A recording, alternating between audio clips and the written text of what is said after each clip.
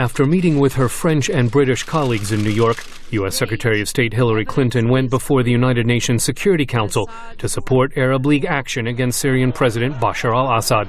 The United States urges the Security Council to back the Arab League's demand that the Syrian government immediately stop all attacks against civilians and guarantee the freedom of peaceful demonstrations.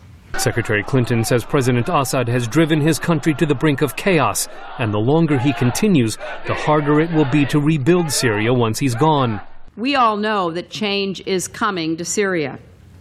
Despite its ruthless tactics, the Assad regime's reign of terror will end, and the people of Syria will have the chance to chart their own destiny.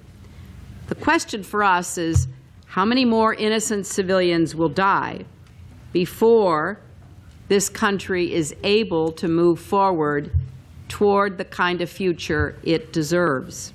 But Russian Foreign Minister Sergey Lavrov says UN action could make the situation even worse. An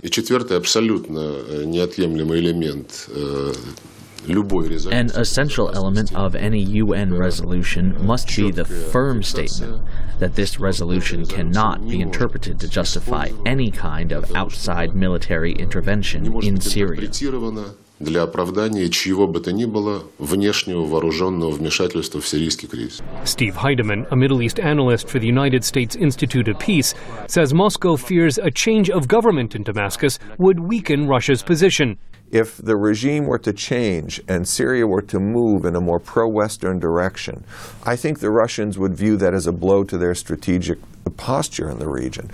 And so one of the things that the U.S. might do is offer reassurances to the Russians that even if a process of regime transition happens in Syria, they won't be left out. In order to avert a Russian veto, U.S. officials say they're ready to work with all UN members to pass a resolution supporting Arab League efforts to end the crisis.